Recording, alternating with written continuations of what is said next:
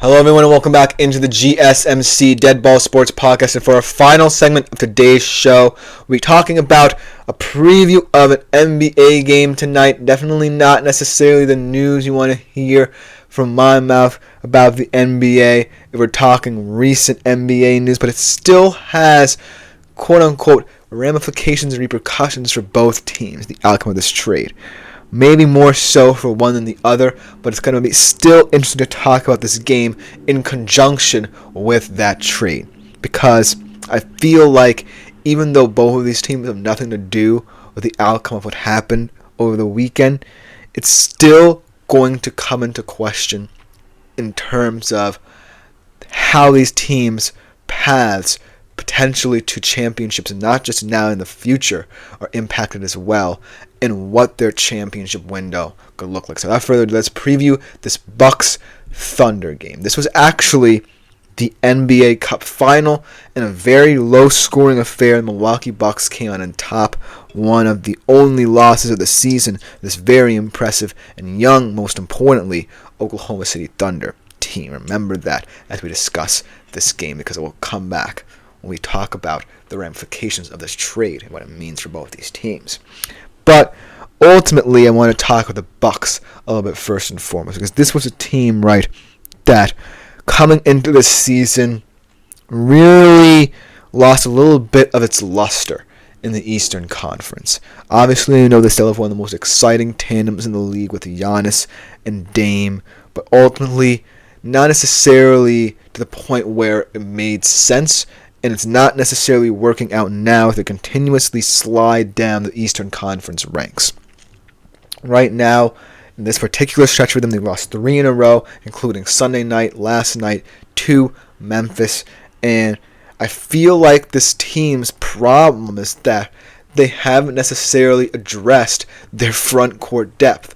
While I love the abilities of Giannis, what he can do on both ends of the court, you don't have a third center outside of him when he plays that position, and then Brook Lopez, and both of them are getting exhausted in critical moments of games as a result. Over the past couple of games, they have the worst defense, specifically in the last 5 games, and they're last in offensive rebound percentage. So, addressing that front court depth certainly needs to be on the minds of the Bucks organization, because it could come back to bite them down the stretch. Let's talk about the Thunder, the team that definitely in this matchup especially is looking a little bit better, even though they're in a weird stretch of form right now, but also the team I want to use as kind of the springboard for my talk about the trade later in this segment. But the Thunder, for now, let's just talk about what they're doing within their own infrastructure. They've been impressive all season, but right now they're in a 2-2 stretch in their last 4 games. They lost to Luka-less. How ironic is that now? Dallas Mavericks and the very, very up and down Golden State Warriors. But I do feel like in this game, they should have enough talent and depth to pull this off. And that's ultimately going to be something that I continue to talk about as I talk about this game down the stretch in conjunction with that Luka trade. But ultimately, I feel like, this game is going to come down to the fact that the Thunder, no matter what befalls them, just seemingly have the superior depth to the Bucks. And even though, their front court hasn't necessarily been with a full bill of health all season long either, I just feel like they don't really care. They can roll out small ball lineups. They still have a guy like Lou Dort who can defend multiple positions. They can roll out either Chet or Isaiah. They can roll out neither at the center position. It just stems down to the fact that they're really building a culture in OKC that just relies on every single player, very much like the Boston Celtics of last year in that regard. But now I want to talk about this game from the standpoint of the trade, because that's why this game could be very intriguing for both teams, more so for OKC, because the Bucks, I kind of feel like their championship window is closing a bit more rapidly than a lot of people think. I don't necessarily think that this Bucks team has the mystique it has anymore, the prestige, I guess you can say, of when, they were competing for championship, when they won the championship with Giannis leading the way. But I do feel like when we look at the Thunder, this is a team that very well could have been in the Luka sweepstakes for the time being. And so I feel like when we look at the history of this trade and how it transpires, should Luka really transform the Lakers into perennial title contenders, the Thunder will be the team that gets called most into question. Because look at this Thunder team, right? This is a talented young Thunder team, and young is the key word here. Because when we look at who could have given up even more assets for the Luka trade, the Thunder were right there. They had guys that they were willing to give up probably, and picks as well. A lot of picks in terms of draft capital they've accumulated over recent years they were willing to give up. And yet, they stood pat, and the Lakers took advantage of that. But ultimately, I feel like the Thunder standing pat is more of a statement, because the Lakers, at this point in time, were a team that, coming into the season, didn't have as much hope and optimism as, say, the OKC Thunder, who were building on a number one seed from last year. This is a Lakers team who are probably, at best, viewed by a lot of pundits as a potential play-in team. It's certainly not a team competing for solid positioning come postseason time. And now with the addition of Luka, this is now a team that's going to be viewed very differently, not just this season, but for the long run. And so, the Thunder, I feel like, by standing pat, are making a statement that, hey, any team in the Western Conference can make their move, but we're confident in this young core. Remember, this is an OKC Thunder core that was built up both through the draft and via free agency. This is not just a team that went out this offseason and got Alex Caruso and Isaiah Hartenstein just because, they felt like they needed big free agent acquisitions. No, this is a team that built through the draft and built through their draft assets.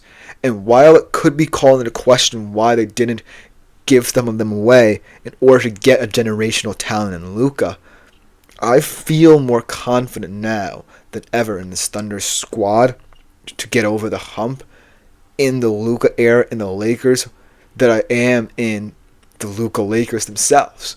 Because when I look at the tenor of the Western Conference, most importantly, and I look at the top of it with the Thunder and the Rockets, these are two teams that value what they've built more so than chasing the headline here.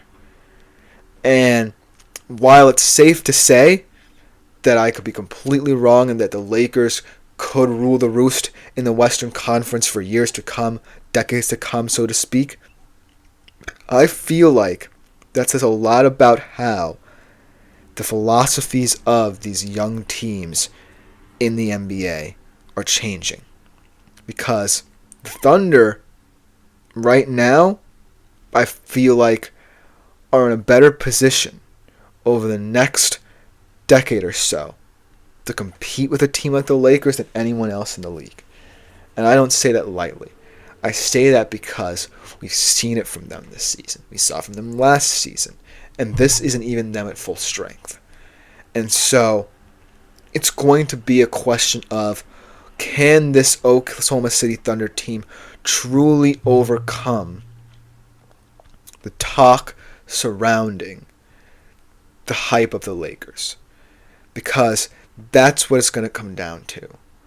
Can a team built through a perfect mix of youth and free agent acquisitions really challenge a super team? Because I feel like in, say, a different era, this narrative would not be as compelling as it is now. Because, a lot of talk about certain trades happened back then. But making good on those promises, like the Mavs seemingly made to the Lakers after potentially months of conversations of this deal happening, I feel like now it really adds intrigue to the NBA. This game between the Bucks and Thunder could be meaningless for this season. In fact, a lot of people may have forgotten this was even the NBA Cup final. But the landscape surrounding teams like the Thunder is going to be ever-changing as soon as Luka Doncic suits up for the Lakers. And so that's why even a game like this that seemingly has no meaning to either team, whether the Thunder win or the Bucks win, it's just another win on the schedule. I feel like it just goes to show how fragile championship windows are. Because talking with the Bucks, especially, a team that a couple years ago felt like they would rule the world with Giannis and his two-way talent, now struggling in a deep Eastern Conference that a lot of people can't forget have a lot of loaded teams as well that could challenge this Lakers super team. But ultimately, I feel like that example of the Bucks is integral to informing this example of the Thunder. Because I feel like teams with a superstar like Giannis, like the Bucks, will always be in the spotlight, no matter what.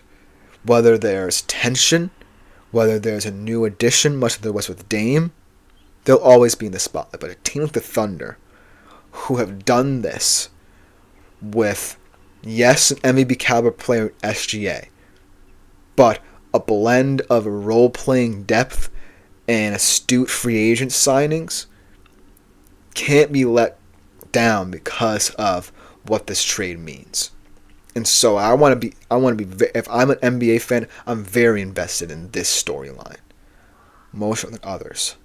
Because if this becomes, say, a perennial matchup between these two teams, the Thunder and the Lakers, oh boy, the storylines are juicy in this one. And as a result, the NBA is now going to become more of a high-profile league if this becomes the matchup. And this particular game between the Bucks and Thunder, yeah, it's meaningless. But it just goes to show. One door opens, another closes, and a trade like this could make seemingly meaningless NBA games mean more yet again.